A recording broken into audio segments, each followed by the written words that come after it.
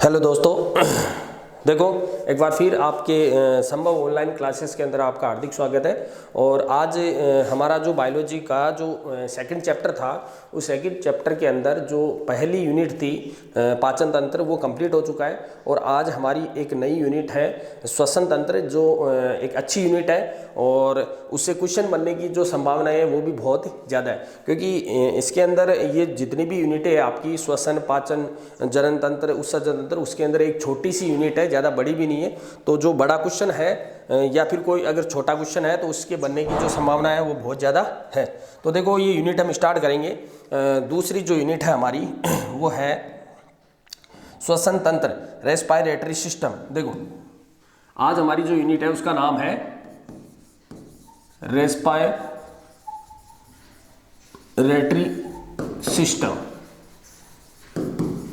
तो बेटा जिसको हम बोलते हैं श्वसन तंत्र, बड़ी बारीकी से समझना है, अच्छी तरीके से पूरा डीपली जाके मैं आपको बताऊंगा। और इतना मेरा आपसे वादा है कि कोई भी जो क्वेश्चन है वो आपके यहाँ से छूटेगा नहीं। टोटल जो क्वेश्चन है वो इसके अंदर आ जाएंगे, इंक्लूड हो जाएंगे। तो देखो स्टार्ट करते हैं श्वसन तंत्र। अब देखो श्वसन तंत्र को पढ़ने से पहले हमारे को ये पता होना चाहिए कि हम किस चीज़ की स्टडी कर रहे हैं, क्यों कर रहे हैं, और उसके अंदर ऐसा क्या है कि हम उसकी स्टडी हमारे को करनी पड़ रही है। तो देखो श्वसन तंत्र जो है उसके अंदर हम मेनली जो स्टडी करेंगे कि उस तंत्र की करेंगे जिस तंत्र के द्वारा हमारी श्वसन जो क्रिया है वो पॉसिबल होती है। अभी आपने इससे पहले पाचन तंत्र पढ़ा, और पाचन तंत्र पढ़ने का मतलब जो मकसद था हमारा ये था कि हम भोजन के द्वारा जो पोषक पदार्थ है उन पोषक पदार्थों को हम हमारी बॉडी के अंदर एब्जॉर्ब कर रहे हैं, ठीक है। अब वो जो पोषक पदार्थ जो आपने एब्जॉर्ब किए थे उन पोषक पदार्थों को ऑक्सीकरण करना है, अर्थात ऑक्सीजन के साथ उनकी क्रिया करवानी है, ताकि इन फ्यूचर हमारे शरीर के अंदर ऊर्जा का निर्माण हो। तो हर चैप्टर का एक मकसद है और उसी मकसद के साथ हम इस चैप्टर को पढ़ेंगे। तो देखो सबसे पहले इस चैप्टर को पढ़ने से पहले हमारे को तंत्र पढ़ने से पहले हमारे को पता होना चाहिए कि जो श्वसन है उस श्वसन का मतलब क्या होता है, क्या होता है श्वसन क्रिया। तो आपने जो छोटी क्लासों के अंदर जो डेफिनेशन पढ़ी है वो डेफिनेशन आपके यहाँ काम में नहीं आएगी। आपने जो डेफिनेशन पढ़ी है वो पढ़ी है कि नाक के द्वारा ऑक्सीजन को लेना और बाहर निकालने की जो प्रक्रिया है वो श्वसन कहलाती है, लेकिन ये एग्जैक्ट डेफिनेशन नहीं है। ये जो डेफिनेशन आपने देखी है ये एक पार्ट है इस श्वसन की डेफिनेशन का। तो श्वसन की जो एग्जैक्ट जो डेफिनेशन है आपकी वो आपको मैं बता रहा हूँ। तो देखो श्वसन क्या होता है, हम यहाँ पे पढ़ेंगे एक चीज जो आपने पहले पढ़ रखा है, सवातन। सवातन वर्ड का मतलब होता है ब्रीदिंग, और ब्रीदिंग आप समझ रहे हो। जो अभी मैंने डेफिनेशन आपको बताई थी, ऑक्सीजन को लेना और CO2 को बाहर निकालना, ठीक है। इंस्पायरेशन और एक्सपायरेशन, जिसके अंतर्गत क्या होती है, ऑक्सीजन को ली जाती है और O2 को बाहर निकाली जाती है। तो सवातन जो क्रिया है वो क्या होती है, O2 और CO2, ठीक है। O2 को लेना और CO2 को बाहर निकालना। तो ejection of CO2 and take off oxygen is called breathing या फिर सवातन। अब देखो सवातन जो है हमने इसलिए पढ़ा क्योंकि सवातन क्रिया के दौरान क्या होता है, श्वसन की क्रिया पॉसिबल होती है। तो क्या होता है कि सवातन क्रिया के दौरान जो हम ऑक्सीजन लेते हैं उस ऑक्सीजन के माध्यम से हमारे शरीर के अंदर एब्जॉर्ब या अवशोषित किए गए जो पोषक पदार्थ है उन पोषक पदार्थों के साथ उनको मिलाया जाता है, और मिलाने के बाद में उन पोषक पदार्थों को क्या किया जाता है, ऑक्सीकरण किया जाता है। तो इसकी एग्जैक्ट जो डेफिनेशन वो क्या होगी, सवातन क्रिया के फलस्वरूप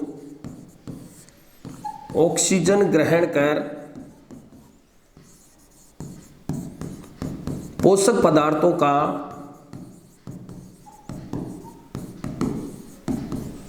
ऑक्सीकरण करवाना तथा ऊर्जा का निर्माण करना। तो ये इसकी परिभाषा होती है कि जो ऑक्सीजन हमने सवातन क्रिया के फलस्वरूप जो हमने ऑक्सीजन ग्रहण की, उस ऑक्सीजन के माध्यम से हमारे शरीर के अंदर अवशोषित किए गए जो पोषक पदार्थ है उन पोषक पदार्थों का ऑक्सीकरण करवाया जाता है, और ऑक्सीकरण करवाने के फलस्वरूप बनने वाली जो ऊर्जा होती है जो हमारे शरीर के विभिन्न भागों के अंदर वृद्धि के लिए या फिर अन्य क्रियाओं के लिए जिम्मेदार है। तो इस प्रक्रिया को हम क्या बोलते हैं, श्वसन बोलते हैं। तो कुल मिला के जो श्वसन की जो डेफिनेशन आपके सामने निकल के आई वो एग्जैक्ट डेफिनेशन क्या होगी, जिसका मीन क्या होगा कि श्वसन जो है वो श्वसन क्या है, एक प्रकार का ऊर्जा निर्माण का साधन है। ऊर्जा का निर्माण करना जो है वो क्या कहलाता है, श्वसन कहलाता है। और हमारे शरीर के अंदर जो ऊर्जा निर्मित होती है वो ऊर्जा होती है एटीपी के रूप में। हमारे शरीर में बनने वाली जो ऊर्जा है वो क्या होती है, एटीपी के रूप में रहती है।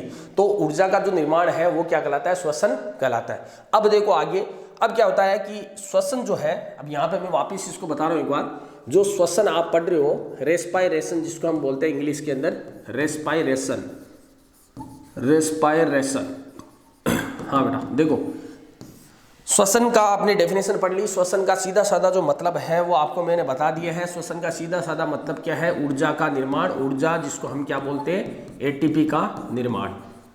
ओके, अब ये जो एटीपी का जो निर्माण हो रहा है वो किसके अंदर हो रहा है, हमारे शरीर के अंदर हो रहा है। और ये जो श्वसन की जो क्रिया होती है वो एक प्रकार की कैटाबोलिक रिएक्शन होती है। कैटाबोलिक रिएक्शन याद रखना, ये वर्ड बहुत इंपॉर्टेंट है। कैटाबोलिक जिसको हिंदी में अपचाई बोलते हैं, इसलिए आपको इंग्लिश का वर्ड याद रखना है। कैटाबोलिक रिएक्शन है, आरएक्शन रिएक्शन का छोटा रूप। तो ये एक प्रकार की कैटाबोलिक रिएक्शन है, क्योंकि कैटाबोलिक का मतलब क्या होता है, देखो दो प्रकार की रिएक्शन होती है, यही पे बता दूं मैं। जो ये रिएक्शन होती है वो दो प्रकार की होती है हमारी बॉडी के अंदर। रिएक्शन दो प्रकार की होती है, एक होती है एनाबोलिक और एक होती है कैटाबोलिक। ठीक है, एनाबोलिक का मतलब क्या होता है, संयोजन करना, किन्हीं पदार्थों को जोड़ना, है ना। एनाबोलिक का मतलब क्या होता है, एडिशन ऑफ टू कंपोनेंट, यानी दो पदार्थों को जोड़ना और जोड़ने के बाद में कोई चीज का निर्माण करना, वो क्या कहलाती है, एनाबोलिक रिएक्शन। और कैटाबोलिक रिएक्शन का मतलब क्या होता है, तोड़ना। ठीक है ना, इनको क्या करना है, ब्रेक डाउन, दो पदार्थों का तोड़ना।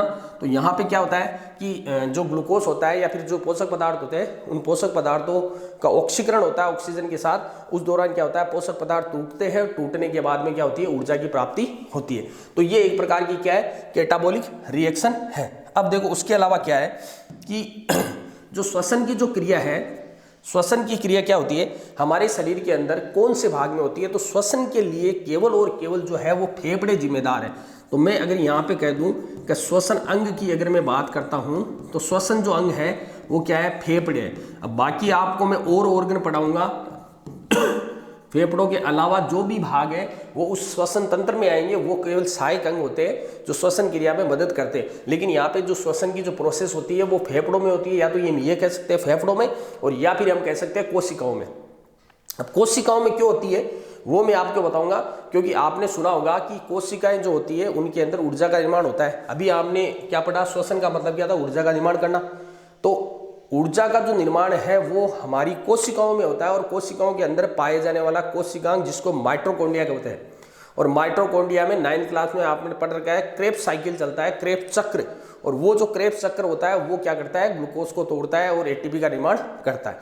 तो इसीलिए मैं कह रहा हूं कि क्या कोशिकाओं के अंदर भी श्वसन की क्रिया होती है, लेकिन वो जो श्वसन की क्रिया है वो क्या है, एक प्रकार की ऊर्जा का निर्माण करना है। तो फिलहाल यहाँ पे हमारे जो श्वसन अंग है वो क्या है, मेनली फेफड़े। और बेसिकली तुमने देखा होगा, जैसे आपने 9th क्लास के अंदर पढ़ा होगा, एक मेंढक प्रजाति पढ़ेगी। जो मेंढक होता है उस मेंढक के अंदर जो श्वसन के जो अंग होते हैं वो क्या होता है, त्वचा होती है। ठीक है, त्वचा से होता है। और जब मेंढक छोटा रहता है टेडपोल अवस्था में, जिसको हम बोलते हैं मेंढक का बच्चा, आपने देखा होगा मेंढक के बच्चों को जब पानी से हम निकालते हैं तो निकालते ही वो मछली जैसा दिखाई देता है। तो जब मेंढक टेडपोल अवस्था में या बच्चे के छोटे बच्चे के रूप में होता है तो उस अवस्था में इसके द्वारा गिल्स के द्वारा श्वसन होता है। और बाकी आपने जलीय जो जीव है मछली वगैरह देखा होगा, मछली के अंदर भी क्या होता है, गिल्स के द्वारा ही होता है।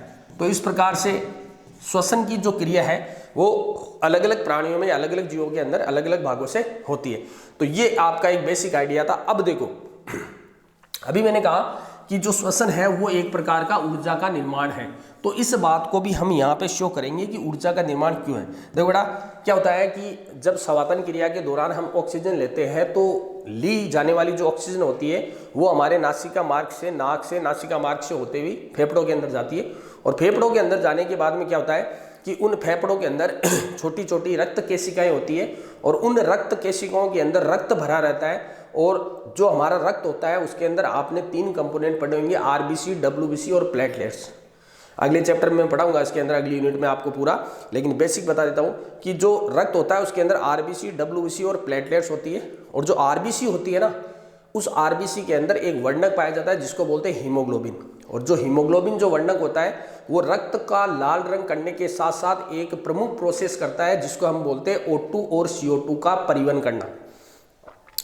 रक्त के अंदर पाई जाने वाली आरबीसी या फिर आरबीसी के अंदर पाए जाने वाला हीमोग्लोबिन बेसिकली क्या काम करता है, हमारे शरीर के अंदर O2 और CO2 का परिवहन करता है। क्योंकि जो केशिकाएं है या रक्त वाहिनियां जो फेफड़ों के अंदर है उनके अंदर आरबीसी है और आरबीसी के अंदर हीमोग्लोबिन है। तो क्या होता है कि जो ऑक्सीजन आप लोगे वो ऑक्सीजन फेफड़ों से होती हुई रक्त के अंदर हीमोग्लोबिन के पास जाएगी और हीमोग्लोबिन के पास जाने के बाद में वो जो रक्त है हीमोग्लोबिन जिसके अंदर ऑक्सीजन घुलित अवस्था में है वो रक्त प्रत्येक कोशिकाओं तक जाता है और प्रत्येक कोशिकाओं के अंदर जो पोषक पदार्थ विद्यमान है जो अवशोषित किए गए उन पोषक पदार्थों के साथ रिएक्शन करता है और रिएक्शन करने के दौरान फिर बाद में हमारे शरीर में ऊर्जा बनती है।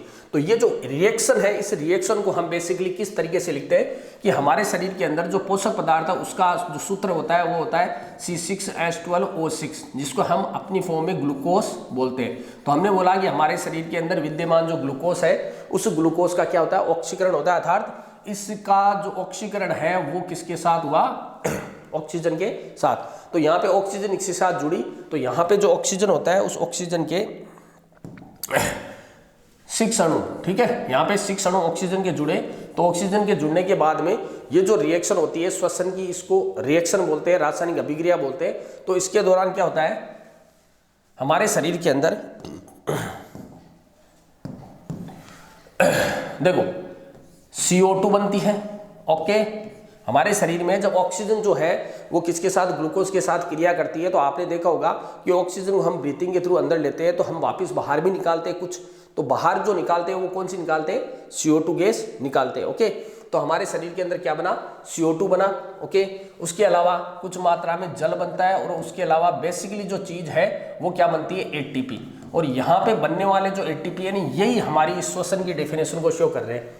और यहाँ पे बनने वाले जो ATP है उनकी जो संख्या होती है वो होती है 36 से लेके 38 ATP पर एक ग्लूकोज का जो अणु है वो टूटता है।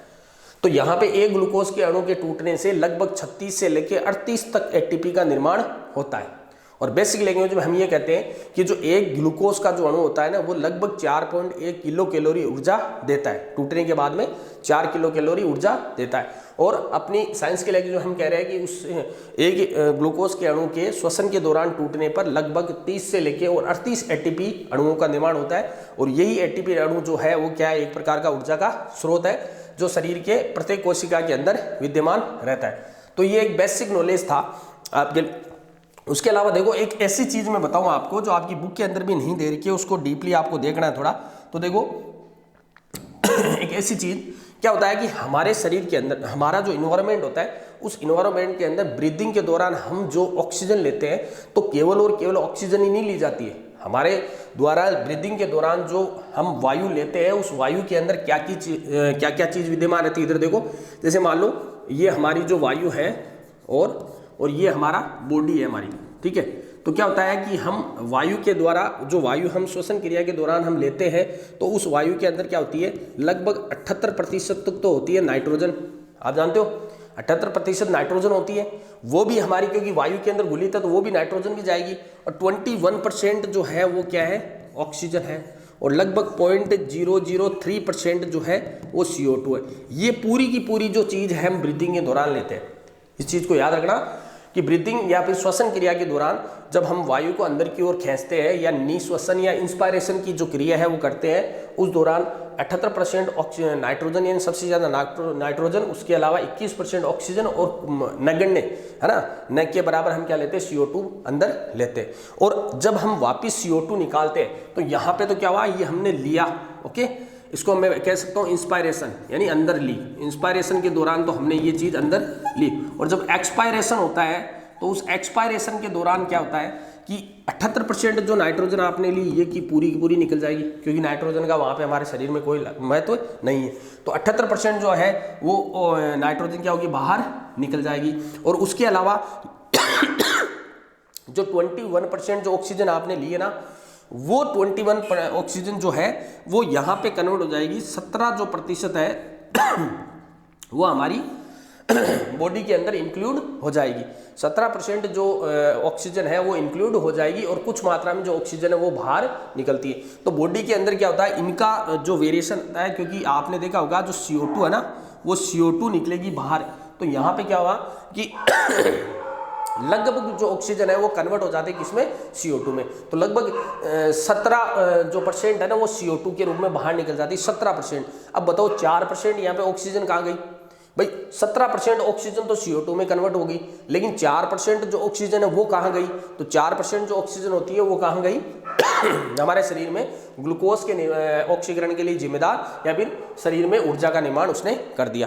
तो लगभग 4% जो ऑक्सीजन है वो क्या होती है, हमारे बॉडी के अंदर काम में आ जाती है। तो ये था एक बेसिक आपके लिए जो रेस्पिरेशन आप पढ़ रहे हो उसका एक बेसिक नॉलेज। और अब हम जो पढ़ेंगे, हमारा जो चैप्टर है वो है रेस्पिरेटरी सिस्टम। तो देखो अब मैं स्टार्ट करता हूँ रेस्पिरेटरी सिस्टम। अब हमारा जो चैप्टर है उसका नाम है रेस्पिरेटरी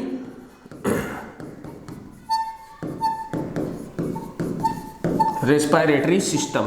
देखो बेटा, श्वसन तंत्र, इंग्लिश टर्म आपको याद रखनी है। मैंने पहले भी आपको बता दिया कि इंग्लिश टर्म इंपोर्टेंट है, तो इसको हम क्या बोलते हैं, श्वसन तंत्र। तो इस टॉपिक को हम इंक्लूड करेंगे।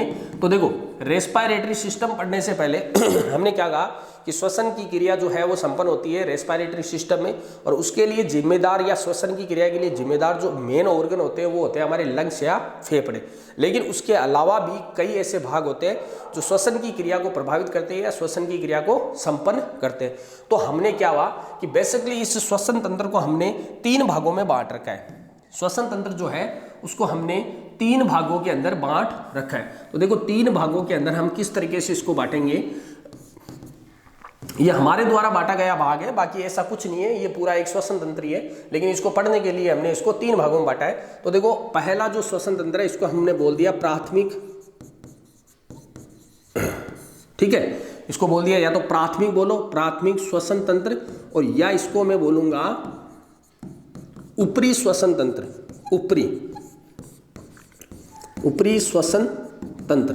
देखो अभी आपको समझ में आएगा ऊपरी श्वसन तंत्र क्यों बोला। और इसको मैं बोलूंगा द्वितीयक श्वसन तंत्र, द्वितीयक श्वसन तंत्र, या फिर इसको मैं क्या बोल दूंगा, निचला श्वसन तंत्र, लोअर रेस्पिरेटरी सिस्टम, निचला श्वसन तंत्र। और तीसरा जो भाग है वो होगा श्वसन मांसपेशियां, श्वसन मांसपेशियां, या फिर श्वसन क्रिया के अंदर जिम्मेदार जो है वो मांसपेशियां। ओके, तो इसके अंदर क्या हो गया, रेस्पिरेटरी मसल्स आ गया, ये हो गया लोअर सिस्टम, ये हो गया अपर सिस्टम। अब देखो इसको हम किस तरीके से पढ़ते हैं, ये कोई ज़्यादा इतना इंपॉर्टेंट नहीं है, हमारे को जो पढ़ना है वो मैं आपको बता दूं। बेसिकली ऊपरी जो श्वसन तंत्र है अब मैं ऊपरी और निचले का मतलब बता दूं। देखो रेस्पिरेटरी सिस्टम, अभी मैं डायग्राम आपके बनाऊंगा यहाँ पे, तो इस डायग्राम के अंदर आपको दिखेगा कि ये जो ऊपर वाला जो भाग है, ये हमारा जो भाग है, ये श्वसन तंत्र ये पूरा, जिसको हम चेस्ट बोलते हैं। और ये जो इंटरनली जो चेस्ट वाला जो भाग होता है इसको हम बोलते हैं थोरेसिक कैविटी, वक्षीय गुहा। आप पढ़ोगे आगे, वक्षीय जो गुहा होता है उसके अंदर हमारा जो श्वसन तंत्र होता है वो विद्यमान होता है। और जो वक्षीय गुहा होती है उसके नीचे की तरफ होता है एब्डोमिनल कैविटी, उदर गुहा, ठीक है। तो जो हमारी उदर गुहा होती है, उदर जो होता है उदर गुहा, और जो वक्षीय जो गुहा होती है जिसको थोरेसिक कैविटी कहते हैं, उसको अलग करने वाला जो भाग होता है वो होता है डायफ्राम। आपने पढ़ भी रखा है, मध्यपट या फिर डायफ्राम। ओके, तो क्या होता है कि एक तो होता है ऊपर वाला भाग, तो ऊपर वाले भाग में हम क्या क्या चीज पढ़ेंगे, एक तो पढ़ेंगे हमारा नाक, क्योंकि आप नाक के द्वारा हम ऑक्सीजन को लेते हैं। उसके अलावा दूसरा जो भाग है वो पढ़ेंगे मुख, क्योंकि मुख के द्वारा भी श्वसन की क्रिया होती है, मुख के द्वारा भी हम ऑक्सीजन को ले सकते हैं। क्योंकि आगे जाके नाक और जो मुख है वो दोनों कहाँ खुलेंगे, फेरेंक्स के अंदर, ग्रसनी के अंदर। तो तीसरा जो भाग है हम क्या पढ़ेंगे, ग्रसनी वाला भाग। और चौथा जो भाग है मैंने एक दिन बताया भी था आपको पाचन तंत्र के अंदर, वो पढ़ेंगे लैरिंक्स, जिसको हम स्वर यंत्र बोलते हैं। तो ये जो 4 भाग है जिसके अंतर्गत नाक हमारा नासिका, जिसको हमने बोल दिया नोज, ओके, और दूसरा माउथ हमारा जो मुख है वो, उसके अलावा फिर मुख के बाद में हम क्या पढ़ेंगे, फेरेंक्स, PHAR, फेरेंक्स, जिसको हमने क्या बोला, ग्रसनी, और उसके बाद में हम पढ़ेंगे लेरेंक्स, जिसको हम क्या बोलते हैं, लेरिंक्स को हम क्या बोलते हैं, स्वर यंत्र। तो ये है स्वर यंत्र और ये है हमारी ग्रसनी वाला भाग और बाकी ये मुख और नाक। इसको हम पढ़ेंगे प्राथमिक या फिर अपर रेस्पिरेटरी सिस्टम, यानी कि हमारे जो ऊपर वाले जो ऑर्गन है, ऊपरी श्वसन क्रिया के अंदर या श्वसन क्रिया के अंदर जो ऊपर वाले जो ऑर्गन काम में आते हैं वो उसके बारे में आपको पढ़ना है। दूसरा देखो निचला श्वसन तंत्र, इसमें बेसिक हमारे जो मेन ऑर्गन है वो यहाँ पे काम में आएंगे। तो निचला जो श्वसन तंत्र है उसके अंदर हम कहाँ से पढ़ेंगे, जैसे ग्रसनी वाला जो भाग है वो लेरेंक्स के अंदर खुल रहा है और लेरेंक्स जो होता है वो हमारे किसमें खुलता है, इसको स्वर यंत्र कहते हैं। लेरेंक्स जो खुलता है वो खुलता है श्वास नली में, इसके अंदर पढ़ेंगे हम श्वास नली, जिसको हम ट्रेकिया बोलते हैं, हिंदी में भी इसका ट्रेकिया, ओके, श्वास नली या फिर ट्रेकिया, ओके। और उसके बाद में जो ट्रेकिया होता है हमारा, वो ट्रेकिया किसके अंदर खुलता है, श्वसनी में। अभी आगे बताऊंगा पूरा, मैं केवल इसमें एक नाम ही लिख रहा हूं। तो दूसरा हम पढ़ेंगे इसके अंदर श्वसनी और प्लस श्वसनिका, श्वसनी और श्वसनिका। और श्वसनी और जो श्वसनिका होती है उसके बाद में अंत में कहाँ खुलती है, कूपिकाओं के अंदर, कूपिकाओं के अंदर खुलती है। तो हम कूपिका पढ़ेंगे और कूपिका या श्वसनिया वगैरह जो है वो सब कहाँ होती है, मेन हमारे ऑर्गन जिसको हम बोलते हैं फेफड़ा, ठीक है। तो लास्ट में हम पढ़ेंगे फेफड़े, ओके। तो ये हमारा श्वसन तंत्र जो है वो यहाँ पे इन दो भागों के अंदर बटा हुआ है। अब तीसरा जो भाग है वो श्वसन तंत्र का भाग नहीं है, वो केवल अलग ही एक पार्ट होता है, श्वसन मांसपेशियां, जो केवल मदद करता है श्वसन की क्रिया के लिए। ये तो मार्ग हो गए, यहाँ तो क्या है, वायु जाएगी, इन सब के अंदर तो वायु जाएगी, वायु सर्कुलेट होगी, लेकिन ये जो श्वसन मांसपेशियां होती है इनके अंदर वायु वगैरह कुछ नहीं जाती, ये मार्ग वगैरह कुछ भी नहीं है, लेकिन ये एसेसरी ऑर्गन होते हैं जो हेल्पफुल होते हैं हमारे श्वसन की क्रिया के लिए। यदि मान लो कि मैं कह दूं कि मांसपेशियां ना हो तो श्वसन की क्रिया जो है वो पॉसिबल नहीं होगी। अब क्यों नहीं होगी देखो, पहले मैं बता दूं कि श्वसन जो मांसपेशी है उसके अंदर कौन कौन से अंग सम्मिलित है। तो इसके अंदर देखो दो प्रकार के अंग सम्मिलित है। एक तो हमारा अभी मैंने आपको बताया था डायफ्राम, हमारा जो डायफ्राम है या मध्य पट है वो इसके अंदर सम्मिलित होगा। बेटा क्या होता है कि जो डायफ्राम होता है वो हमारे जो फेफड़े होते हैं उन फेफड़ों के जस्ट नीचे की ओर होता है और उसके नीचे उदरगाह होती है। तो क्या होता है कि श्वसन जो क्रिया होती है वो डायफ्राम के ऊपर डिपेंड करती है। एक पर्दा होता है मध्य पट कहते हैं जो शरीर को थोरेसिक भाग को अलग करता है और एब्डोमिनल भाग को अलग करता है, ओके। तो ये जो डायफ्राम होता है, ये डायफ्राम क्या होता है कि जब हम श्वसन क्रिया करते हैं तो उस दौरान क्या होता है कि इसके अंदर क्या होती है, गति होती है नीचे की तरफ। जब श्वसन क्रिया के दौरान हम ऑक्सीजन ले लेते हैं तो हमारा आयतन बढ़ जाता है, तो उस दौरान ये नीचे धकेल दिया जाता है, ओके। और फिर बाद में क्या होता है, जब हम CO2 को बाहर निकालते हैं तो ऐसे नहीं निकाल सकते। ये जो डायफ्राम होता है वो हमारे ऊपर दबाव डालता है ऐसे जोर से कि भाई चल, इस प्रकार से डायफ्राम क्या होता है इसके ऊपर प्रेशराइज करता है फेफड़ों को, और उस दौरान क्या होता है फेफड़ों के द्वारा ऑक्सीजन को बाहर निकाल दिया जाता है। तो एक तो श्वसन मांसपेशियों के अंदर क्या हो गया हमारा डायफ्राम या फिर मध्य पट। दूसरा देखो, दूसरा होता है हमारे शरीर के अंदर, आपने देखा होगा ये वक्षीय भाग है, हम इसको पूरा वक्षीय भाग कहते हैं, थोरेसिक कैविटी। तो थोरेसिक कैविटी का मतलब क्या हुआ कि एक प्रकार की गुहा बनाई हुई है और उस थोरेसिक कैविटी के अंदर ये चीजें जो है ये पड़ी रहती है। जो फेफड़े है या फिर मैं कह दूं हमारे शरीर का हार्ट होता है, हार्ट और फेफड़े ये जो दोनों भाग होते हैं, ये दोनों चीजें जो होती है उस थोरेसिक कैविटी के अंदर क्या होता है रहते हैं। अब थोरेसिक कैविटी का मतलब क्या होगा, इसको मैंने बोल दिया वक्षीय कंकाल, जिसके अंतर्गत आपने देखा होगा कि एक ऐसा ढांचा होता है और उस ढांचे के अंदर इसलिए इस प्रकार से पसलियां होती है जिनको हम बोलते हैं रिब्स, है ना। तो 12 जोड़ी पसलियां होती है इसके अंदर, 12 जोड़ी 12 पेयर, यहां पे आप पढ़ोगे 12 पेयर क्या होती है, रिब्स होती है, पसलियां होती है। और आपने देखा होगा ये पसलियां किस तरीके से एडजस्ट रहती है, अभी अगले में मैं डायग्राम से आपको बता दूंगा। तो 12 जोड़ी पेयर्स होती है जिनको हम इंटरकोस्टल मसल्स भी बोलते हैं, इंटरकोस्टल मसल्स भी बोलते हैं। 12 जोड़ी पसलियां जो पीछे की तरफ तो रीढ़ की जो हड्डी होती है हमारी स्पाइनल जो कोड होती है उस स्पाइनल कोड से जुड़ता है, और आगे की तरफ आने के बाद में यहाँ पे बीच के अंदर एक हड्डी सी होती है जिसको हम बोलते हैं स्टर्नम। जो हमारी स्टर्नम होती है उस स्टर्नम से क्या होता है, जो रिब्स होती है वो कनेक्ट होती है। तो एक तरफ से तो क्या हो गया रीढ़ की हड्डी से, और दूसरी तरफ से क्या हो गया स्टर्नम से कनेक्ट हो गया। तो फिर बाद में बीच के अंदर जो स्पेस बचता है उस स्पेस के अंदर फेफड़े और हृदय हमारे सुरक्षित रहता है। तो वो भी जो श्वसन जो पेशियां होती है वो भी क्या होती है, श्वसन क्रिया के लिए जिम्मेदार है, क्योंकि एक तो क्या होती है फेफड़ों की और हृदय की सुरक्षा करती है, ओके। और उसके अलावा पसलियां जो होती है वो ऊपर नीचे होती है। ऊपर नीचे होने का मतलब जो श्वसन क्रिया हम करते हैं, तो श्वसन क्रिया के दौरान आपने देखा होगा जब हम सांस को अंदर लेते लेते हैं, अंदर की तरफ हम सांस को लेते हैं तो हमारी जो पसली है वो बाहर की तरफ निकलती है, और जब हम बाहर निकालते हैं CO2 तो ये पसली अंदर की ओर धंस जाती है। तो ये दो प्रकार की गतियाँ होती है इसके अंदर। एक प्रकार की गति के अंदर क्या होता है कि पसलियाँ बाहर की तरफ आती है, डायफ्राम नीचे की तरफ जाता है। तो ऑब्वियसली समझ गए होंगे कि यदि फेफड़ों का आयतन बढ़ेगा अर्थात ऑक्सीजन को लिया जाएगा निश्वसन क्रिया के दौरान, तो उस दौरान क्या होगा, फेफड़ों का आयतन बढ़ेगा तो ये इधर बाहर की तरफ आएगा, पसलियां बाहर की तरफ और डायफ्राम नीचे की तरफ, ताकि अंदर का जो स्पेस है वो कवर हो सके। और यदि मान लो CO2 को बाहर निकालते हैं, हम एक्सपायरेशन करते हैं, तो उस दौरान क्या होता है कि अंदर का जो आयतन है वो आयतन क्या होगा, कम होगा, और कम होगा तो उससे क्या होगा, ये पसलियां अंदर की ओर धंसेगी, डायफ्राम ऊपर की ओर उठेगा। तो ये जो प्रोसेस है वो श्वसन मांसपेशियों के द्वारा होती है। तो ये चीज़ हमारे को इसके अंदर पढ़नी है। आपको मैंने आइडिया दे दिया कि हम क्या क्या चीज़ पढ़ेंगे। कुछ चीज़ें हैं जो मैंने आपको पहले बता दी है और कुछ चीज़ें हैं वो अब मैं बताऊँगा। तो उससे पहले देखो, उसका मैं एक बार डायग्राम बना देता हूँ शॉर्ट के अंदर, और स्पीड से आपको भी इसी तरीके से जो डायग्राम है वो बनाना है। देखो जैसे ये पहले भी मैंने ह्यूमन बीइंग का डायग्राम वो बना दिया है, बना चुका हूँ आपके सामने।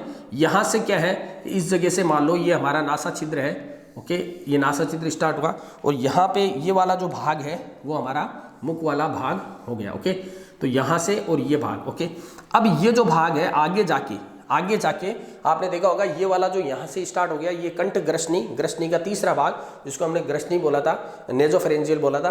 तो ये वाला भाग है, ये क्या हो गया, एक प्रकार का ग्रसनी वाला भाग है। और ग्रसनी जो है वो दो भागों में बढ़ती है, आपको बताया था पाचन तंत्र में। तो क्या था कि जो ग्रसनी है वो ग्रसिका के अंदर या इसोफेगस में खुलती है, और श्वसन नलिका यानी श्वसन की क्रिया के दौरान वो जो है ग्रसनी है वो किस में खुलती है, वो हमारी श्वास नलिका के अंदर। तो यहाँ से हम स्टार्ट करेंगे, जो अपर पार्ट होता है हमारा, जो पृष्ठ भाग होता है, अंदर की तरफ तो क्या होती है भोजन नली, और बाहर की तरफ क्या होती है श्वास नली।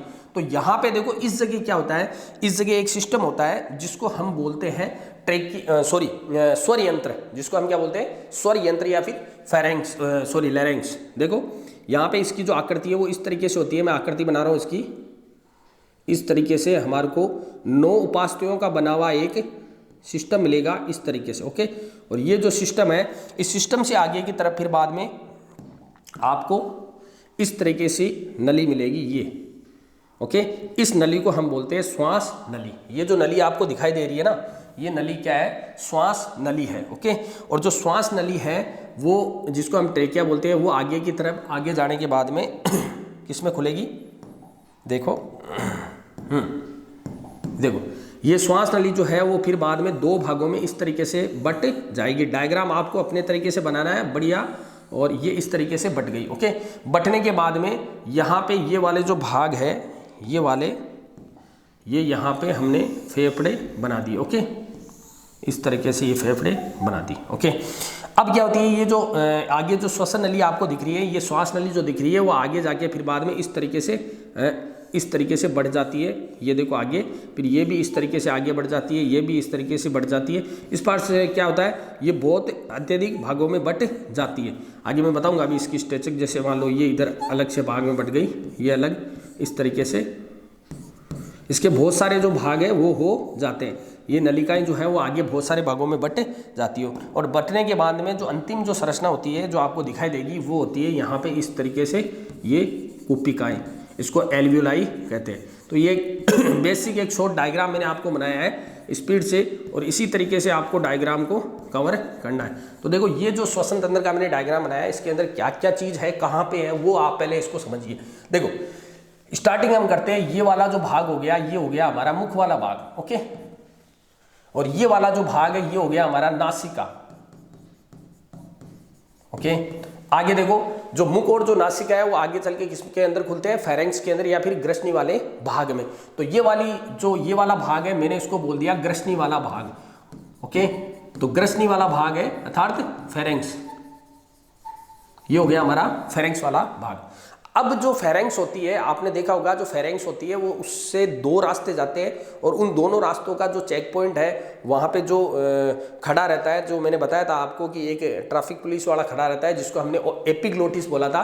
और जो एपिग्लोटिस होता है, जैसे यहाँ पे मैं स्ट्रक्चर बना देता हूँ, इधर देखो ये आ रहा है, ओके। अब यहाँ से ये 2 रास्ते इस तरीके से जाते हैं, ये देखो, ये जैसे अभी ये तो ग्रसनी वाला भाग है, ये तो ग्रसनी होगी, ओके। अब ग्रसनी वाले भाग यहाँ पे होता है ये एपिग्लोटिस, इसको हमने क्या बोला था, एपिग्लोटिस, ये वाला भाग होता है एपिग्लोटिस। अब क्या होता है कि जैसे ये ग्रसनी वाला भाग, अगर मान लो भोजन आ रहा है तो ये तो हो गई हमारा ईसोफेगस, ये तो हमारा ईसोफेगस का मतलब ग्रसिका वाला भाग जिसमें भोजन जाएगा। तो यदि मान लो भोजन आ रहा है तो ये इस भाग को इधर आ जाएगा, एपिग्लोटिस से वो मूवमेंट इधर करेगा। तो ये वाली जो है इसको मैंने बोल दिया श्वास नली, ठीक है। ओके, तो ये क्या होगा, इधर बंद कर लेगा तो भोजन इसके अंदर चला जाएगा। और यदि श्वसन क्रिया के दौरान यदि ऑक्सीजन जा रही है तो ऑक्सीजन आएगी, तो ऑक्सीजन कहाँ जाएगी, इस साइड में जाएगी और ये इस भाग को बंद कर लेगा। तो यहाँ पे जो एपिग्लोटिस था, एपिग्लोटिस के जस्ट बाद में टच के अंदर आपको एक ऑर्गन दिखाई देगा, जिस ऑर्गन को हमने क्या बोला, ये वाला ऑर्गन जिसको हम बोलते हैं फेरेंक्स या फिर स्वर यंत्र। इंपोर्टेंट ऑर्गन है स्वर यंत्र, जिसको हमने क्या बोल दिया, लैरिंक्स। ओके, ये होता है स्वर यंत्र। इसको स्वर यंत्र इसलिए बोला जाता है क्योंकि हमारे द्वारा जो अभी ध्वनि निकली जा रही है मेरे द्वारा, ये जो ध्वनियां हैं वो इसी भाग से क्रिएट होती है, स्वर यंत्र से, क्योंकि इसके अंदर 2 प्रकार की वोकल कॉर्ड पाई जाती है। अभी बताऊंगा आगे पूरा। तो ये हो गया हमारा स्वर यंत्र। ओके, तो ये देखो एक ऐसी संरचना है जो हमारी जो ग्रसनी है उस ग्रसनी के नीचे लगी हुई है। अब यहाँ से इस जगह से जो स्टार्ट हो रही है, आपको दिखाई दे रहा है ये वाला जो भाग है, ये इसको हम बोलते हैं श्वास नली। इसका क्या नाम है, श्वास नली या फिर ट्रेकिया। जो आपको एक लंबी सी नलिका दिख रही है जिसको हम बोलते हैं ट्रेकिया या फिर श्वास नली, दोनों याद रखने, ट्रेकिया भी और श्वास नली भी। ओके, ये जो श्वास नली है फिर आगे जाने के बाद में क्या होती है कि 2 भागों में बढ़ जाती है। देखो, एक भाग इधर, एक भाग इधर। तो ये 2 भागों में जो बटी ना है तो श्वास नली ट्रेकिया, लेकिन 2 भागों में बढ़ गई। तो इन भागों को हम बोलते हैं श्वसनी। इसका जो नाम है वो क्या है, श्वसनी। ये एक इधर लेफ्ट और इधर राइट। एक चीज देखो, यही मैं बता दूं, यदि आप किसी भी ऑर्गन को आप पढ़ते हो, ह्यूमन ऑर्गन को या किसी और ऑर्गन को, तो आपको इसके अंदर लेफ्ट और जो राइट है वो पता होना चाहिए कि इसके अंदर हम किसी भी चीज़ को इस तरीके से पढ़ रहे हैं। मैं यहाँ दिखा रहा हूँ, मेरा ये जो डायग्राम है ये यहाँ पे बना रखा है जैसे, तो मेरा जो ये राइट है तो इधर वाला भी क्या, इधर वाला इसका क्या होगा, राइट होगा। इधर ये मेरा लेफ्ट है तो ये भी क्या होगा, लेफ्ट होगा। और ऐसे क्या होता है, ऐसे अगर हम देखें, हम कॉपी में लिखते हैं तो ये हमारा जो राइट दिख रहा है और ये हमारा लेफ्ट दिख रहा है। तो याद रखना इस चीज़ को कि हमारी जो जब हम लिखते हैं कॉपी के अंदर या बुक हमारे सामने पड़ी रहती है, तो हमारा जो राइट है वो वास्तव में क्या होता है, लेफ्ट होता है। ओके, और हमारा जो लेफ्ट है वो क्या होता है, राइट होता है। ओके, तो देखो लेफ्ट और राइट के अंदर ये बढ़ चुकी है। तो बढ़ने के बाद में इनको, इन संरचनाओं को हम क्या बोलते हैं, श्वसनी। क्या बोलते हैं, सॉरी, ये वाली संरचना क्या बोलते हैं, श्वसनी। तो श्वसनी की संख्या कितनी होगी, 2 होगी। फिलहाल यहाँ पे आपको जो है वो 2 प्रकार की, 2 श्वसनी दिख रही है, जो एक तो लेफ्ट में चलेगी, एक राइट में चलेगी। अब देखो आगे, बुक के अंदर नहीं दे रखा है लेकिन मैं बता दूं तो बेटा श्वसनी जो होती है ना, जिसको हम इंग्लिश में ब्रोंकाई बोलते हैं, ये भी वर्ड याद रखना है, ब्रोंकाई, ठीक है, इसका नाम होता है ब्रोंकाई, श्वसनी। श्वसनी भी 3 प्रकार की होती है, श्वसनिकाएं उनको बोलते हैं, श्वसनिया उनको बोला जाता है। जो श्वसनी होती है वो यदि मान लो और पार्ट के अंदर बढ़ जाए, जैसे अभी देखो ये कोई भाग आया, ये 2 भागों में बटा। ओके, बढ़ने के बाद में ये और बढ़ गया, ये फिर और बढ़ गया, ये वाला और बढ़ गया, इस प्रकार से फिर ये आगे जाके फिर बाद में ये और भागों में बढ़ गया, ये भी और बढ़ गया। तो इस प्रकार से क्या होता है, ये वृक्ष की तरह होते हैं और ट्री की तरह जो बढ़ते रहते हैं शाखाओं के अंदर।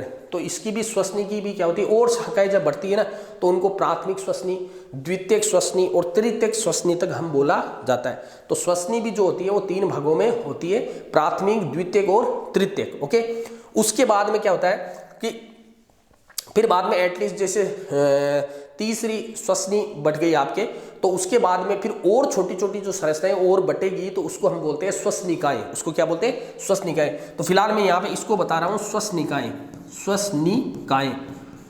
ओके, श्वसनिकाएं, और इनको हम बोलते हैं ब्रोंकाई, ब्रोंक्यूलस, ब्रोंक्यूलस, ठीक है। तो इसका नाम क्या है, ब्रोंकाई और ब्रोंक्यूलस, अर्थात श्वसनियों के बाद में क्या होगा, श्वसनिकाएं होगी या फिर ब्रोंक्यूलस होगा। अब जो श्वसनिकाएं होती है वो भी श्वसनी की तरह का 3 प्रकार से होती है, प्राथमिक श्वसनिकाएं, द्वितीयक श्वसनिकाएं और तृतीयक श्वसनिकाएं। ओके, प्राइमरी, सेकेंडरी और टर्सरी ब्रोंक्यूलस। और एटलीस्ट जो टर्सरी जो ब्रोंक्यूलस होती है वो एटलीस्ट जाके जिस भाग में खुलती है उसको हम बोलते हैं एल्वियोलाई या कूपिका। तो यहाँ पे ये जो गुब्बारे की जैसी संरचनाएं आपको दिख रही है ना, इनको बोला जाता है कूपिका। कूपिकाएं लिख देता हूँ, बहुत सारी है। तो लगभग 30 मिलियन से भी अधिक ये कूपिकाएं हमारे लंग्स के अंदर, फेफड़ों के अंदर विद्यमान होती है। तो ये होती है कूपिकाएं, जिनको इंग्लिश में एल्वियोलाई, इंग्लिश में क्या बोलते हैं, एल्वियोलाई। तो एटलीस्ट हमने हमारी जो श्वसन तंत्र जहाँ से मुख से स्टार्ट किया था और उसको हमने एंड किया, कहाँ किया है, श्वसनिकाओं से फिर बाद में कूपिकाओं के अंदर या एल्वियोलाई के अंदर इसको एंड किया है। और ये जो टोटल आपने जो श्वसनिकाएं और प्लस में एल्वियोलाई अर्थात कूपिकाएं देखे, ये किस भाग में होती है, फेफड़ों में। तो ये जो आपको झिल्ली ये दिख रहा है आपको गुब्बारे नुमा संरचना ये क्या कहलाते हैं, हमारे फेफड़े। तो ये यहाँ पे फेफड़ों की स्ट्रक्चर आपको दिखा रखी है, ये होते हैं हमारे फेफड़े। ओके, अब देखो अब मैं आपको बता दूं कि यहाँ पे एक फेफड़ा जो है वो मैंने आपको छोटा बनाया। देखो इधर देखो, ये जो राइट साइड वाला जो फेफड़ा है वो देखो ऊपर की ओर है, ये नीचे की ओर है। तो ये क्या होता है, लंबाई के अंदर वैसे तो बड़ा होता है इससे, जो लेफ्ट वाला जो फेफड़ा होता है ना उससे ज्यादा ये मोटा होता है, यानी इसका जो आयतन है वो ज्यादा होता है, लेकिन ये लंबाई जो है ना वो इससे कम होती है। राइट वाले फेफड़े की लंबाई जो है वो क्या होती है, कम होती है, थोड़ा ऊपर की ओर उठा हुआ होता है। और लेफ्ट वाला जो फेफड़ा है वो आपको यहाँ दिखा रखा है। अब देखो सबसे बड़ी बात, जो आपको बड़ा दिखाई दे रहा है ना फेफड़ा जो लेफ्ट साइड में है, उसको 2 भागों में बांटा गया, ध्यान रखना। जो बड़ा आपको दिखाई दे रहा है उसको 2 भागों में बांटा गया, इस तरीके से ये बटा हुआ है 2 भागों में। ओके, छोटा वाला जो फेफड़ा दिख रहा है ना वो छोटा है, लेकिन उसको 3 भागों में बांटा गया है, 1, 2 और 3। तो ये 3 भागों में बटा हुआ रहता है। राइट वाला जो फेफड़ा है वो लंग्स और लेफ्ट वाला जो लंग्स होता है वो 2 भागों में बटा रहता है। अब यहीं पे मैं आपको थोड़ा बता दूं, देखो बेसिक आइडिया ये टोटल जो हो रहा है वो हमारी वक्षीय गुहा है, थोरेसिक कैविटी होती है। और इसके अंदर क्या होता है कि यहाँ पे इसके ऊपरी भाग में क्या होती है, रिब्स होती है, पसलियाँ होती है, पीछे की तरफ रीढ़ की हड्डी होती है, देखा होगा तुमने। तो ये क्या होता है कि यहाँ पे ये जो दोनों फेफड़े हैं इसकी जो मिड वाला क्षेत्र है, यहाँ पे मिड भाग में इस जगह हमारा आपको हृदय दिखाई देगा।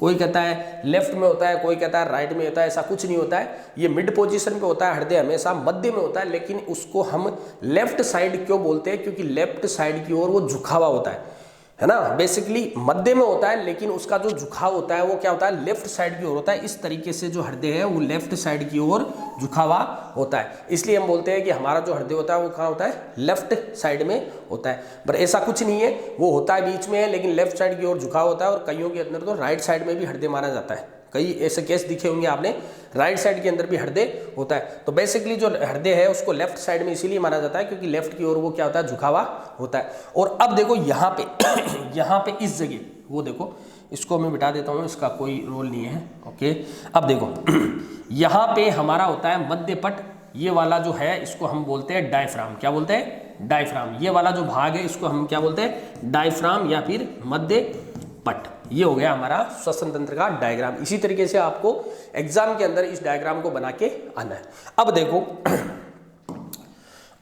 अब जो चीज मैं आपको समझाऊंगा, इस डायग्राम को आपको कवर करना है। अब जो मैं चीज है वो समझाऊंगा कि इसके अंदर अभी मैंने आपको बताया था कि ये वाला और ये ओके, और ये लेरिंग्स, ये वाले तो क्या हो गए हमारे अपर रेस्पिरेटरी सिस्टम या ऑर्गन। ये तो हमारे हो गए ऊपरी श्वसन तंत्र। और ये जो निचला ये पूरा जो आपको दिख रहा है ये वाला भाग, ये टोटल चीज, ये क्या कहलाते हैं, लोअर रेस्पिरेटरी सिस्टम। और उसके अलावा तीसरा जो भाग है वो बताया था मैंने, श्वसन मांसपेशियां, जिसके अंदर एक तो आपको दिख रही है यहाँ पे ये डायफ्राम दिख रहा है, और बाकी जो रिब्स है वो यहाँ पे मैं बना नहीं सकता क्योंकि ये जो चीजें होती है वो किसके अंदर रहती है विद्यमान, उस रिब्स के अंदर या फिर हमारी मांसपेशियों के अंदर रहती है। तो वो जो रिब्स होती है वो किस तरीके से होती है वो आपको सबको पता है, क्योंकि आप देखते हो यहाँ पे इस तरीके से यहाँ पे विद्यमान रहती है 12 जोड़ी, जो अग्र भाग में स्टर्नम से जुड़ी रहती है और पिछले भाग में स्पाइनल कॉर्ड से जुड़ी हुई रहती है। तो इन चीजों की हमारे को स्टडी करनी है, एक एक करके हम लेंगे। तो देखो इसके अंदर पहला जो पार्ट है वो होता है हमारा नासिका। देखो इसके बारे में मैं बेसिक आइडिया दे देता हूँ कि जो नासिका होता है वो स्टार्टिंग कहाँ से होती है, हमारे नाक की बात कर रहा हूँ मैं, नॉइज की। तो नॉइज जो होता है वो आगे चल के एक गुहा के अंदर परिवर्तित हो जाता है, और उस गुहा को बीच के अंदर एक हड्डी होती है, तुमने देखा होगा उपास्थि की बनी एक हड्डी होती है, लोजदार हड्डी, वो क्या होती है बीच के अंदर रहती है। इस नासिका गुहा को 2 भागों में बांट देती है, लेफ्ट और राइट। ओके, अब ये जो नासिका गुहा होती है वो आगे जाके फिर बाद में किस में खुलती है, वो नासाग्रश्नि में खुलती है। देखो ये नाक है यहाँ पे, ये ये गुहा हो गई, ये आगे जाके किस में खुल गई, यहाँ पे नासा ग्रसनी में खुल गई। तो नासा ग्रसनी में खुलती है। अब देखो नाक का इसके अंदर क्या फीचर है, क्या होता है कि नाक के अंदर क्या होता है कि उसकी दीवारों से हमेशा म्यूकस का स्त्राव होता रहता है ना, तरल पदार्थ का। वो आप सब जानते हो, नाक के अंदर से पानी गिरता है, या 8-10 दिन यदि मान लो आपने नाक की सफाई नहीं की तो थोड़े दिन बाद में वो जो है तरल पदार्थ जो है वो बहुत ज़्यादा गाढ़ा होकर बाहर निकलता रहता है। छोटे बच्चों में आपने देखा होगा, और छोटे की बात नहीं, बड़ों के अंदर भी ऐसा होता है कि चलते उसको फिर वो निकालता रहता है। तो वो जो चीज़ होती है, जो म्यूकस होता है या जो श्लेष्मा होता है, वो हमारे नाक की जो आंतरिक जो गुहा होती है उस गुहा के द्वारा, परत के द्वारा स्त्रावित होता है। ओके, उसके अलावा नाक के अंदर क्या होते हैं, कुछ सीलिया टाइप है ना, सीलिया का मतलब कुछ झाड़ूदार पक्षमा पाए जाते हैं, इस तरीके से इस तरीके से पक्षमा पाए जाते हैं झाड़ूदार, जिनको हम क्या बोलते हैं, सीलिया बोलते हैं, तो वो भी पाए जाते हैं। उसके अलावा सबसे मेन चीज वो होते हैं नाक के अंदर बालों का पाया जाना। तो जो नाक के अंदर जो बाल पाए जाते हैं वो हमारे द्वारा ली गई जो ऑक्सीजन होती है ना, उस ऑक्सीजन को शुद्ध बनाने के लिए जिम्मेदार होते हैं। बेसिकली 3 चीज मैंने बताई, एक तो मैंने बताई थी पक्षमाभ, ओके, दूसरा मैंने आपको बताया उसके द्वारा म्यूकस का स्त्राव होता है, तीसरा मैंने आपको बताया कौन सा, बाल।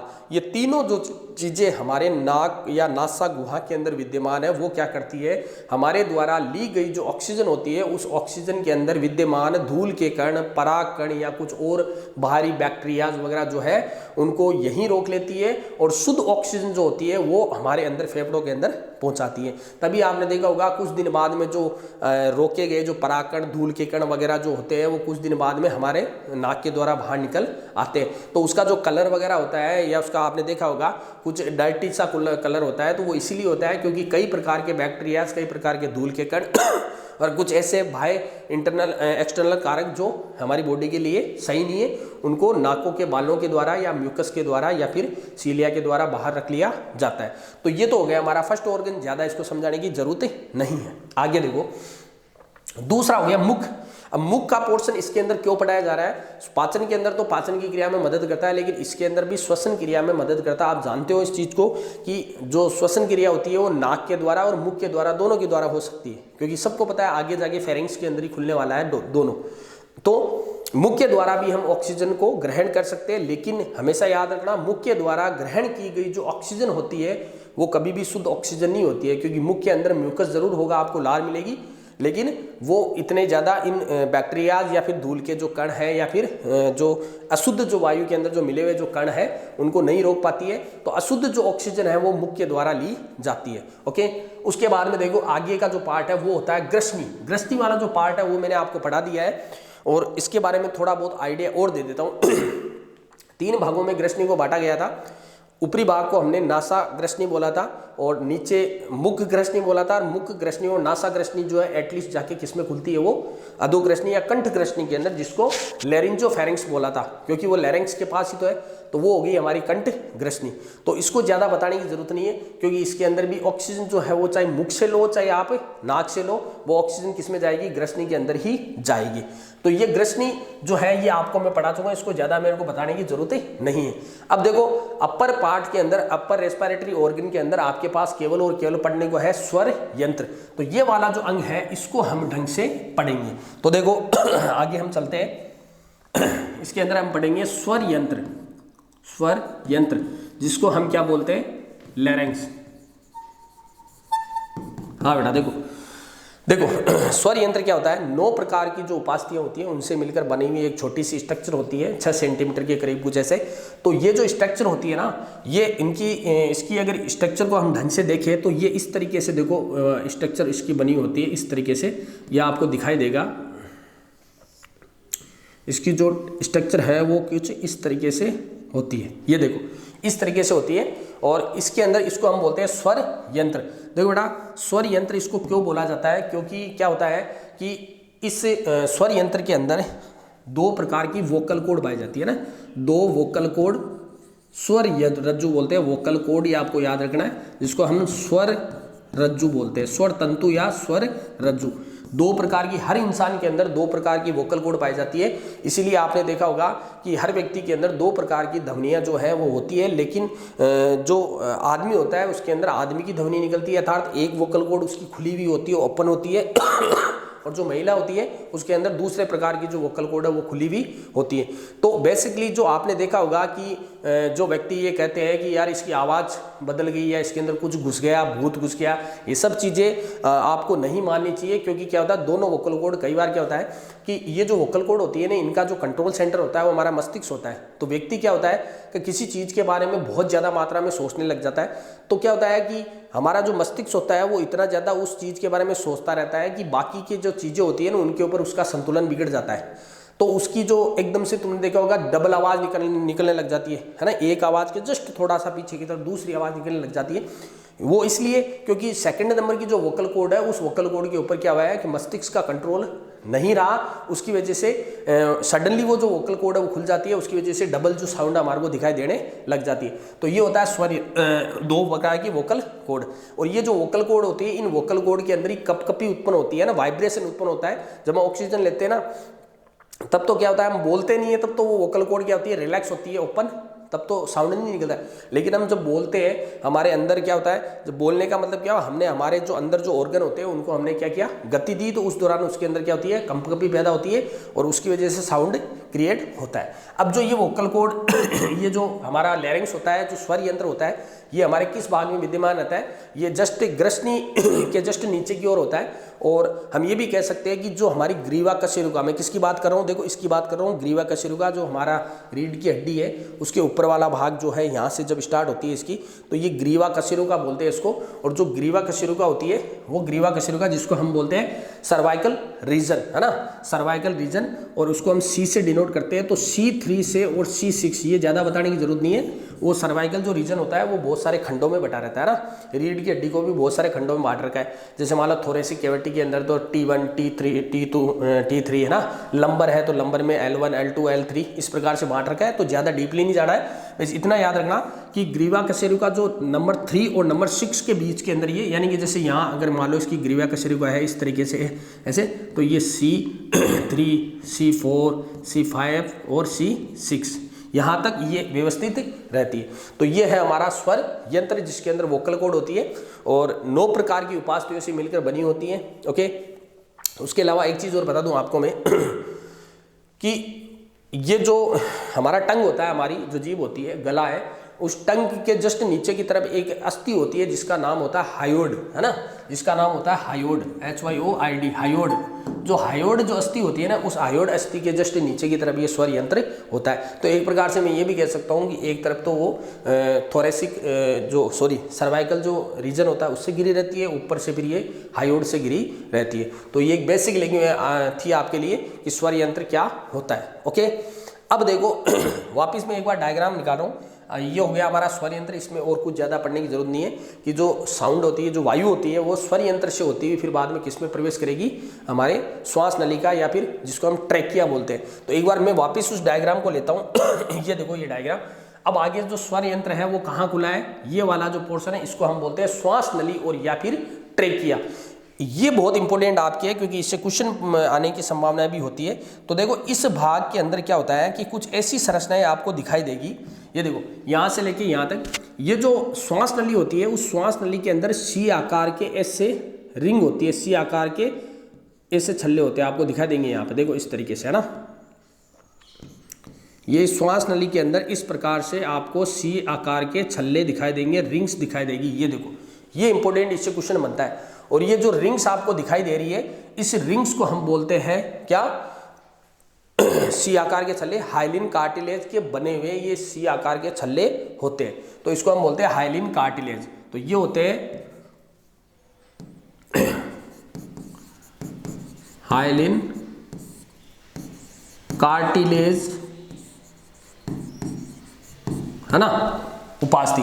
हाइलिन कार्टिलेज उपास्थि, देखो ये क्या होता है, कार्टिलेज उपास्थि का मतलब होता है कि एक तो हमारी अस्थि होती है जो बहुत ज्यादा दृढ़ होती है, कठोर होती है, एक होती है उपास्थि या कार्टिलेज, वो थोड़ी लचीली होती है। होता हड्डी का ये ग्रुप है लेकिन वो लचीली होती है, 2 हड्डियों को जोड़ने का काम करती है कौन, उपास्थि या फिर कार्टिलेज। लगेगी वो पूरी की पूरी हड्डी, लेकिन वो 2 हड्डियों को जोड़ती है तो वो उसी की तरह लगती है, लेकिन वो क्या होती है, थोड़ी फ्लेक्सिबल होती है और प्रत्यास्थ होती है। तो ये जो छल्ले हैं ये क्या होते हैं, हाइलिन कार्टिलेज के बने हुए, ये यहाँ पे क्या होते हैं, छल्ले रिंग्स होती है। ओके, ये रिंग्स की होती है, जैसे क्वेश्चन भी कई बार पूछा गया है। इन रिंग्स के होने का मतलब ये होता है कि जो ये रिंग्स होती है वो हमारी जो श्वसन नलिका होती है उस श्वसन नलिका को पिचकने से रोकते। पिचकने का मतलब तुमने देखा होगा कि जैसे श्वसन क्रिया की हमने, ऑक्सीजन अंदर चलेगी, जाने के बाद में फेफड़ों में चलेगी, तो उस दौरान ये भी तो हो सकता है कि हमारी श्वसन नलिका पिचक सकती, और पिचक गई तो फिर बाद में तो लेके उसी टाइम वैसे ही अवस्था में रह जाएंगे। तो उस दौरान क्या होता है कि ये जो हमारी जो सी आकार के जो छल्ले हैं हाइलेन कार्टिलेज के बने हुए, ये रिंग्स जो है वो क्या करती है कि इनको पिचकने से रोकती है। इसकी जो श्वास नली की जो परत होती है उस परत से जॉइंट रहती है और उसको इसी अवस्था में रखती है और उसको इस तरीके से पिचकने नहीं देती। तो ये आपके इंपॉर्टेंट है, हाइलेन कार्टिलेज के बने हुए जो छल्ले हैं जो श्वास नली के चारों ओर पाए जाते हैं और वो क्या करते हैं, उसको पिचकने से रोकते हैं ताकि श्वसन की जो क्रिया है वो लगातार होती रहे। तो ये है हमारा श्वास नली, और इसके अंदर इतना कुछ ज़्यादा पढ़ने की जरूरत नहीं है। बस नॉर्मल सी एक नलिका होती है जो फिर बाद में आगे चल के दो भागों में बढ़ जाती है। हाइलिन कार्टिलेज के छल्ले लगे रहते हैं, श्वसन क्रिया के दौरान ये मदद करती है। ऑक्सीजन और जो CO2 है उसका ये मार्ग होता है, ओके। और इसके अंदर भी क्या होता है, श्लेष्मा का स्तरण होता है ताकि बच्चे कुचे जो बैक्टीरिया, जो ऐसे धूल के कण वगैरह बैक्टीरिया जो नाकों के द्वारा रुक नहीं पाए, या हमने सांस के जो श्वसन क्रिया है वो हमने मुख के द्वारा कर ली, ऑक्सीजन हमने मुख के द्वारा ले ली, तो आगे जाके फिर बाद में क्या होता है, जो श्वास नली होता है वही उसको उन धूल के कणों को या गंदी चीज़ों को रोकता है। यहाँ पे इस जगह वो जमा हो जाते हैं, ओके। और फिर बाद में ये आगे जाके दो भागों में बट रही। इधर देखो, ये पहली श्वसनी, दूसरी श्वसनी। तो फिर हम पढ़ेंगे इन श्वसनी को। तो क्या होता है कि जो हमारी ट्रेकिया होता है वो ट्रेकिया दो भागों में, लेफ्ट और राइट, जो दायां और बायां फेफड़ा होता है उसके अंदर प्रवेश करते हैं और उनको हम बोलते हैं श्वसनी। तो ये भी एक प्रकार का मार्ग है, इसमें कुछ इतना ज़्यादा बताने की जरूरत नहीं है। अब जो श्वसनी होती है वो आगे जाके फिर बाद में क्या बढ़ती है, श्वसनियों में बढ़ जाती है, श्वसनियों ही कह दो अभी, श्वसनियों में बढ़ जाती है। और श्वसनियाँ तीन प्रकार की होती है, प्राइमरी, सेकेंडरी और टर्सरी। और फिर बाद में टर्सरी जो श्वसनियाँ होती है वो फिर बाद में श्वसनिकाओं में बढ़ जाती है। और श्वसनिकाएं भी फिर बाद में प्राइमरी, सेकेंडरी और टर्सरी, प्राथमिक, द्वितीयक और तृतीयक श्वसनिकाओं में बढ़ जाती है, ओके। यानी ब्रोंकाई, सबसे पहले ट्रेकिया उसका डिवीजन किसमें हुआ, ब्रोंकाई, श्वसनियों में, ओके।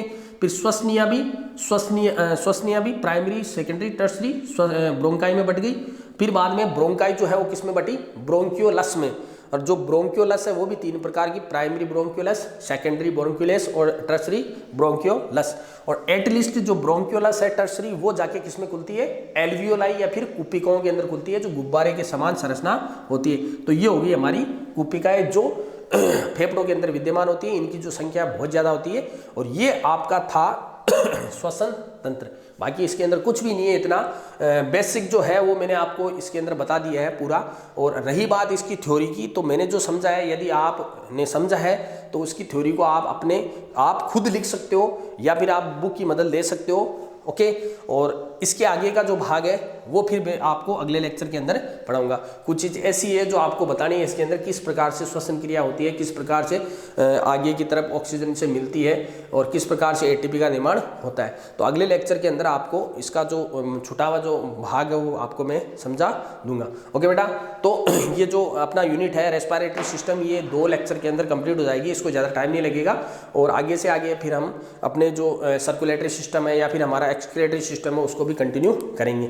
उससे पहले मैं आपको एक बार फिर कहना चाहूँगा कि जो आप जो पढ़ रहे हैं बहुत अच्छी बात है, लेकिन जो बच्चे अभी पढ़ नहीं रहे उन बच्चों को ये जो है लेक्चर आपको बताना है, इस क्लास के बारे में बताना है। और कुछ कमेंट्स आए थे और वो कमेंट्स मुझे याद भी है, तो उन कमेंट्स को मैंने पढ़ा। कुछ क्वेश्चन भी थे बच्चों के, तो वो भी बताऊंगा, क्योंकि ये जो लेक्चर है थोड़ा बड़ा हो चुका है। और जो कमेंट्स के अंदर जो क्वेश्चन आए थे वो फर्स्टली बताऊंगा, उनको स्टार्टिंग में मैं बताऊंगा लेक्चर के, ताकि उन बच्चों को भी पता चल जाए। तो बिल्कुल अच्छे क्वेश्चन भी आ रहे हैं, बच्चों का रिस्पॉन्स भी मिल रहा है, बहुत खुशी की बात है।